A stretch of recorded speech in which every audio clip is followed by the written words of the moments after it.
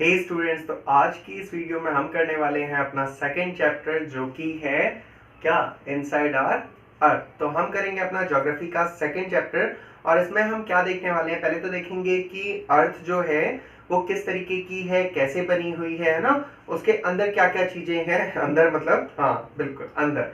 तो देखेंगे क्या क्या चीजें हैं, क्या कंपोजिशन है।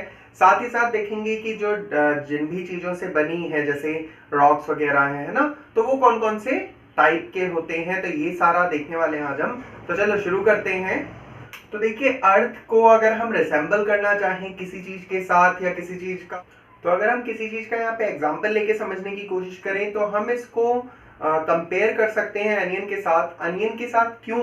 क्योंकि अनियन जो होता है वो लेयर्स में होता है। अब ये अगर मान लेते हैं अनियन है तो यहाँ पे क्या होती है, एक लेयर होगी, देन उसके अंदर next layer, next and next, तो पूरा ये लेयर्स में बना हुआ होता है अनियन। कभी आप उसको अलग करके देखेंगे तो आपको दिखेगा कि एक के बाद एक लेयर्स निकलती जाती हैं। सेम एज जो हमारी अर्थ है ना, स्फेरिकल है और उसमें भी फिर डिफरेंट लेयर्स हैं। जैसे सबसे ऊपर आप देखेंगे यहाँ पे लेयर है, देन यहाँ ये सारी लेयर से मिलके बनी है। हालांकि हमें पता नहीं चलता, बट जब हम उसकी खुदाई करें है ना उस टाइम पे, अब ऐसे नहीं है कि ये दिखाई देगा, बट हाँ उन चीजों को आप फील कर पाओगे, देख पाओगे वहां पे कि जो मटेरियल है जिससे वो बना है, और आगे जो भी जैसे जैसे आप नीचे जाते जाओगे वहां पे वो चेंज होने लगेगी उसकी कंपोजिशन में। तो ये सारी चीजें देखते हैं। चलिए तो शुरू करते हैं एक एक करके। तो सबसे पहले जो अपर मोस्ट लेयर है, अगर हम कहें कि अपर मोस्ट लेयर कौन सी होती है, क्या होता है, तो आपने अभी सुना भी होगा है ना, पहले पढ़ा भी होगा कि जो सबसे पहली लेयर होती है, जो फर्स्ट लेयर होती है, वो क्या होती है, वो होता है हमारा क्रस्ट। तो क्रस्ट जो है, अर्थ क्रस्ट, वो होती है हमारी पहली लेयर। अब ये जो अर्थ क्रस्ट है ये हमारी थिनेस्ट लेयर होती है। यहाँ पे क्या, बाकी जो लेयर्स हैं वो इससे थिक होती हैं। मतलब क्या, थिन या थिक का, कि आपने ये लेयर्स बनाई है ना, एक के बाद एक आपने लेयर्स बनाई, ये थोड़ी मोटी बना दी, ये उससे मोटी, देन ये और मोटी बना दी। तो ये क्या है, ये थिकनेस है इनके बीच का, कि कितना ये एरिया ऑक्यूपाई कर रहा है, ये उनकी थिकनेस है ना। तो ये जो क्रस्ट है ये सबसे कम थिक होता है, तो हम थिनेस्ट कह सकते हैं इसको। थिनेस्ट होता है किसके बीच में, बाकियों के बीच में। वैसे बहुत थिन नहीं होता, ठीक है। तो कितना होता है, कितनी थिकनेस होती है इसकी, अगर कॉन्टिनेंट्स में आप देखोगे इसकी थिकनेस को, तो ये होती है लगभग 35 किलोमीटर। पहले ही बोला था कि बहुत ऐसे थिन नहीं होता कि आप सोचो बहुत पतला सा होता है ना। तो 35 किलोमीटर की इसकी थिकनेस होती है कॉन्टिनेंट्स में। वहीं पे अगर आप जाओगे ओशंस में, है ना, ओशन में जा रहे हो, अब ओशन में कहां पे मिल जाएगा, जैसे लास्ट क्लास में भी जब मैं चैप्टर में बता रहा था तो उसमें मैंने आपको बताया था कि ये जो क्रस्ट है वो यहाँ पे, ये जो ओशन सरफेसेस है यहाँ भी होता है ना। तो यहाँ जब ओशन सरफेस पे आप देखोगे तो वहां पे इसका जो आप कह लो थिकनेस होगी वो 5 किलोमीटर की होगी, है ना। तो कॉन्टिनेंट्स में ज्यादा थिक होता है और जब आप ओशंस में जाओगे तो वहां पे थिकनेस कम हो जाती है, किसकी, क्रस्ट की। अब देखते हैं कि किन चीजों से मिलके बना होता है, कंपोजिशन क्या होती है। तो अगर आप कॉन्टिनेंट्स में यहां देखते हो तो इसको कहते हैं सियाल, ठीक है। अगर कॉन्टिनेंट्स में आपसे पूछें कि क्रस्ट का नेम क्या है तो आप क्या बताओगे कि ये नाम है सियाल। अब सियाल क्यों कहते हैं, सियाल इसलिए कहते हैं क्योंकि ये दो यहाँ पे चीजों से मिलके बन रहा है, एक है सिलिका एंड दूसरा है यहाँ पे एल्यूमिनियम। तो सिलिका और एल्यूमिनियम से मिलके बन रहा है, इसलिए इसको बोलते हैं सियाल। वहीं पे जब आप जाओगे ओशन क्रस्ट में, तो ओशन क्रस्ट में क्या होगा, उसको आप बोलोगे सीमा, है ना, SIMA, तो सीमा। तो यहाँ पे भी सेम है, SI जो है वो सिलिका के लिए है और ये जो मैग्नीशियम है उसके लिए हमने यहाँ पे MA लिखा हुआ है, तो उसको वहां पे कहते हैं सीमा।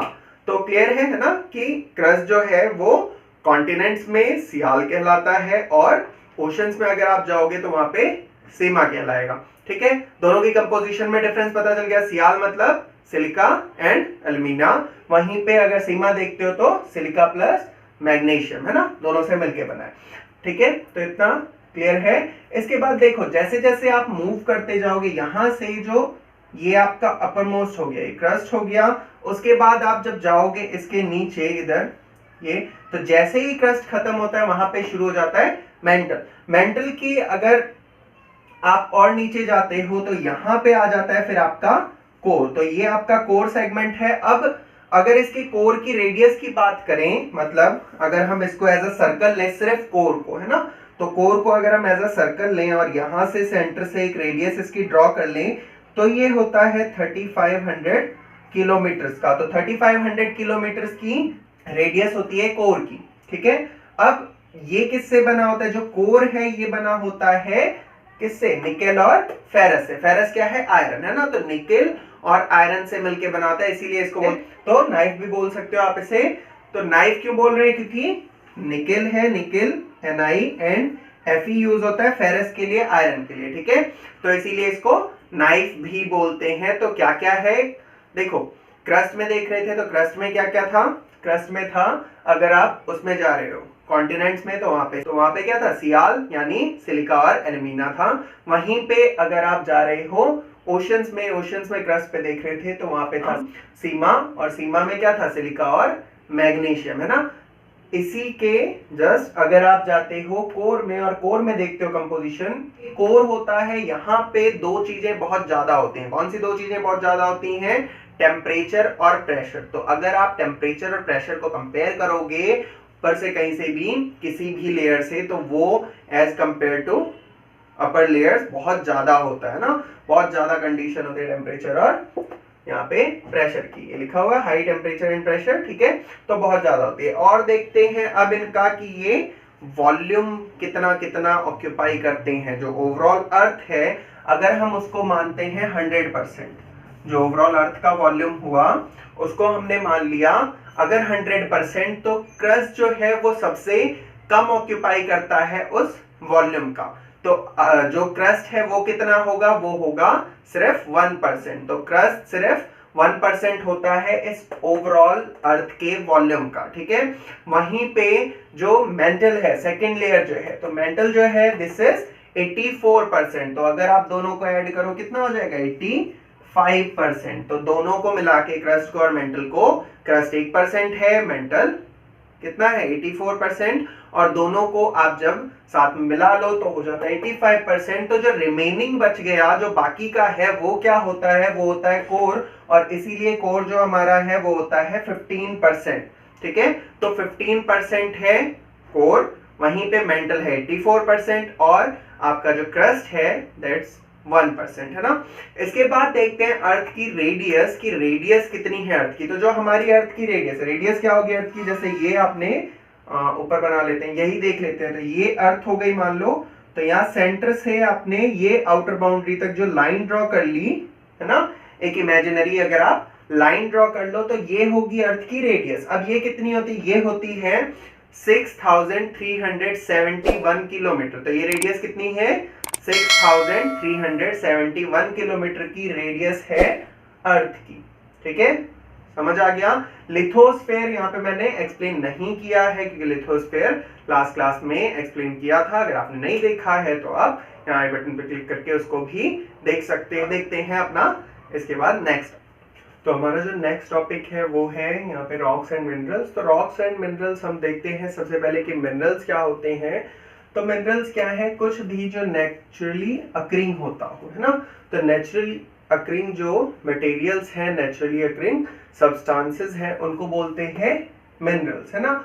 अब इनकी कुछ फिक्स्ड फिजिकल और केमिकल प्रॉपर्टीज होती हैं। जैसे कुछ फिजिकल एक तो प्रॉपर्टीज होंगी, साथ ही साथ इनकी जो केमिकल कंपोजिशन होती है वो फिक्स्ड होती है। मतलब आप उस केमिकल कंपोजिशन को चेंज नहीं कर सकते। लेट्स से कि अगर O2 है ना, तो आप उसको एज अ O2 ही रखोगे। आप उसको O ऐसे 3 कर दोगे तो वो चेंज हो गया, है ना, या O रखते हो तभी वो चेंज हो गया। क्लियर है?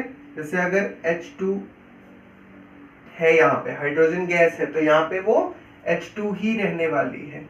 मीन्स क्या होता है? केमिकल जो कंपोजिशन होगी उसकी वो फिक्स्ड रहनी चाहिए, सेम रहनी चाहिए। अगर आप उसको चेंज करते हो तो वहां पे क्या होगा? वो जो मिनरल है वो भी चेंज हो जाएगा, ठीक है। तो मिनरल समझ आ गया कि क्या है? नेचुरली अकरिंग होंगे, साथ ही साथ they have certain physical and chemical compositions, ठीक है।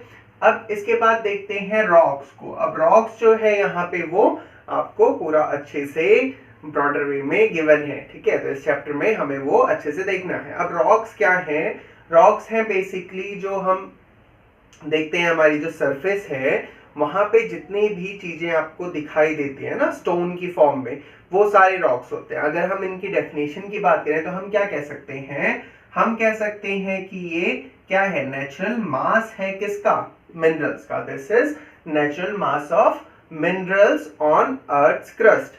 ठीक है, तो क्या होगा, जो रॉक्स हैं वो क्या है, natural mass of minerals on earth crust. ठीक है, तो अर्थ की क्रस्ट पे जो वहां पे क्या है, नेचुरल मास है मिनरल्स का, वो है रॉक्स। ठीक है, अब ये जो रॉक्स होते हैं ये अलग अलग हो सकते हैं, शेप अलग हो सकती हैं, इनका साइज, कलर्स, तो ये सारी चीजें अलग अलग हो सकती हैं यहाँ पे रॉक्स में। अब ये जो रॉक्स हैं इनके टाइप्स कौन कौन से होते हैं, बेसिकली इनको 3 टाइप्स में बांटा जाता है, igneous, sedimentary and third one is metamorphic. तो जो टाइप्स है रॉक्स की वो कितनी होंगी, 3, इग्नियस, सेडिमेंट्री एंड मेटामॉर्फिक। तो अब एक एक करके देखते हैं कि ये है क्या और इनकी प्रॉपर्टीज क्या क्या होते हैं। तो इग्नियस रॉक्स जो है वो कैसे होते हैं, जो भी आप देखते हो ना कि वॉल्केनोज होते हैं ना, तो वॉल्केनो जो होता है, अगर हम इस तरीके का एक वॉल्केनो बनाएं, यहाँ पे लावा है, ठीक है, मैग्मा जो है, अब ये क्या होगा, इसका एरप्शन होगा, तो ये जो मैग्मा है ये बाहर आया। ठीक है, तो यही जो मैग्मा निकलता है ये जब कूल डाउन हो जाता है, ठंडा हो जाता है, तो उससे बनते हैं रॉक्स। ठीक है, ये जो मैग्मा निकला ये जब कूल डाउन हो गया तो उससे बनेंगे रॉक्स, और उन रॉक्स को कहते हैं इग्नियस रॉक्स। अब इसकी जो ये कूलिंग प्रोसेस है इसके बेसिस पे इनको डिवाइड किया जाता है 2 टाइप्स में। कौन कौन सी 2 टाइप्स हैं, एक है इंट्रूसिव, दूसरी है एक्सट्रूसिव। तो इंट्रूसिव रॉक्स वो होते हैं जो इनसाइड दिस वॉल्केनो, मतलब जो क्रस्ट है उसके नीचे ही वो ठंडे हो जाते हैं, तो उनको कहते हैं इंट्रूसिव।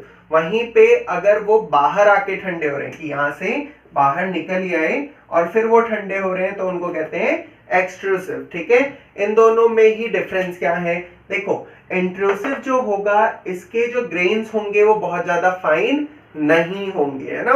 तो ये एरोज जो है यहाँ पे ये थोड़े से गलत लगे हुए, तो ये एक्सट्रूसिव वाला बिल्कुल फाइन होंगे और इंट्रूसिव वाले लार्ज ग्रेन्स होंगे। तो इंट्रूसिव क्योंकि धीरे धीरे ठंडा हुआ सरफेस के नीचे है तो ठंडा होने में टाइम लगाता है, तो इसलिए उसके जो ग्रेन्स होते हैं वो कैसे होते हैं, लार्जर ग्रेन्स होते हैं। वहीं पे जो एक्सट्रूसिव है वो एकदम से बाहर आया, एक्सपोज हुआ एक्सटर्नल जो भी वहां पे कंडीशंस थी एटमॉस्फेरिक, और उसमें वो बहुत रैपिडली ठंडा होता है, जैसे निकलेगा बहुत रैपिडली ठंडा होगा, इसलिए इसके जो ग्रेन्स होते हैं जिनसे मिलके बनता है ना, जो पार्टिकल्स हैं वो बहुत ज्यादा फाइन होते हैं, छोटे छोटे होते हैं। ठीक है, तो ये इनके अगर एग्जांपल्स की बात करें तो जो एक्सट्रूसिव है जिसके फाइन ग्रेन्स हैं उसका एग्जांपल है बेसाल्ट, और ये बेसाल्ट जो है वो डेक्कन प्लेट्यू जो एरिया है वहां पे पूरा वो बेसाल्ट से ही बना है। ठीक है, वहीं पे इंट्रूसिव के अगर एग्जांपल की बात करें तो वहां हम देख सकते हैं ग्रेनाइट। तो ग्रेनाइट में देखा होगा फाइन बड़े बड़े से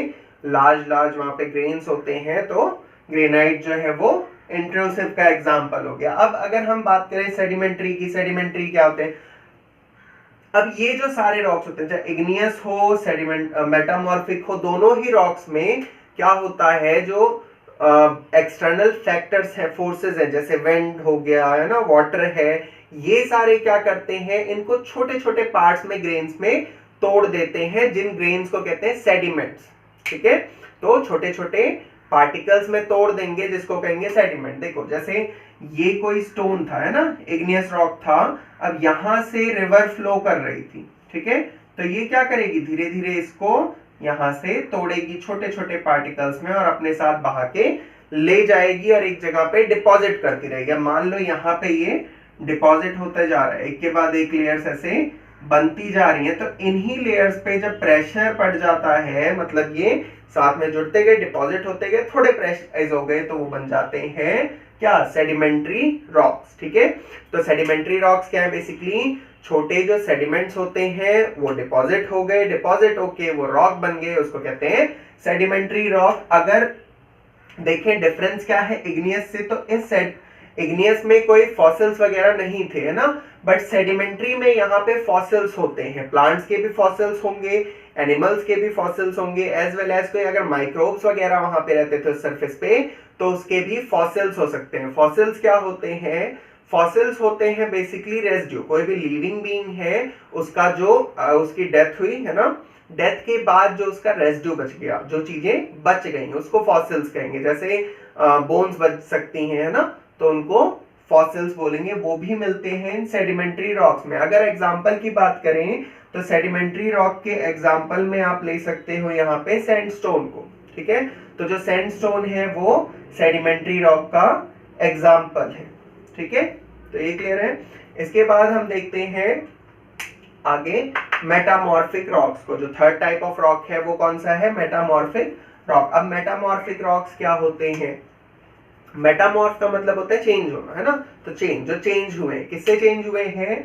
मेटामॉर्फिक रॉक्स को बनने के लिए बनते कहां से? सेडिमेंट्री और इग्नियस से ही बनते हैं, बट एक पर्टिकुलर टेम्परेचर और प्रेशर रिक्वायर्ड होता है इनकी फॉर्मेशन के लिए। तो जो मेटामॉर्फिक है उनके बनने के लिए एक पर्टिकुलर टेम्परेचर और प्रेशर रिक्वायर्ड होगा, तो हीट मिल जाएगी अगर एक्सेस, और एक्सेस प्रेशर मिल जाएगा, तो यही इग्नियस और सेडिमेंट्री ही चेंज हो जाते हैं मेटामॉर्फिक रॉक्स में। अगर इनके हम एग्जांपल की बात करें तो और क्लेस चेंज हो गई किसमें? स्लेट में। वहीं पे अगर लाइमस्टोन को देखोगे तो लाइमस्टोन जो है वो चेंज हो जाता है मार्बल में। तो ये दोनों स्लेट और मार्बल किसके एग्जांपल्स हैं? ये एग्जांपल्स हैं मेटामॉर्फिक रॉक्स के। तो ये रॉक साइकिल में क्या होता है? सबसे पहले क्या होगा? इरप्शन होगा वोल्केनो का। अब इस वोल्केनिक इरप्शन से निकलेगा मैग्मा। ये जो मैग्मा है, अब चाहे ये बाहर कूल हो, है ना, या फिर अंदर ही हो, चाहे इंट्रूसिव बने या एक्सट्रूसिव बने, वो बन गया इग्नियस रॉक। अब ये जो इग्नियस रॉक है इसके फिर कन्वर्जन हो सकता है इसका सेडिमेंट्स में, वो सेडिमेंट्स मिलके बनाएंगे सेडिमेंट्री रॉक्स को, है ना। तो ये सेडिमेंट्स में चेंज हुआ और ये सेडिमेंट्स बनाएंगे सेडिमेंट्री रॉक्स को, है ना। अब यहाँ पे ये जो सेडिमेंट्री रॉक्स हैं या फिर इग्नियस रॉक्स हैं, इन दोनों को अगर अपनी जो रिक्वायर्ड टेम्परेचर और प्रेशर कंडीशंस है वो मिलती है, तो उससे क्या होगा? बन जाएगा मेटामॉर्फिक रॉक। यानी इग्नियस से भी बन रहा है और यहाँ पे सेडिमेंट्री से भी बन रहा है मेटामॉर्फिक रॉक, तो दोनों से ही मेटामॉर्फिक रॉक बन जाएगा। अब ये जो मेटामॉर्फिक रॉक है ये दोबारा जब बहुत ज्यादा हीट होता है, प्रेशराइज होता है, तो ये फिर कन्वर्ट हो जाता है मोल्टन मैग्मा में, और इसी तरीके से ये साइकिल चलती रहती है ना। यहाँ पे सेडिमेंट्री रॉक से भी सेडिमेंट्स बन सकते हैं ना, और उससे भी फिर मेटामॉर्फिक बन सकता है, और मेटामॉर्फिक से भी सेडिमेंट्स बन सकते हैं। तो इस तरीके से ये साइकिल चलती रहती है। क्लियर है? तो क्या होगा? मैग्मा, मैग्मा से इग्नियस रॉक, इग्नियस रॉक से सेडिमेंट, सेडिमेंट से सेडिमेंट्री रॉक, सेडिमेंट्री रॉक से मेटामॉर्फिक, और मेटामॉर्फिक से देन अगेन मैग्मा बन जाएगा। तो इस तरीके से ये रॉक साइकिल चलती रहती है।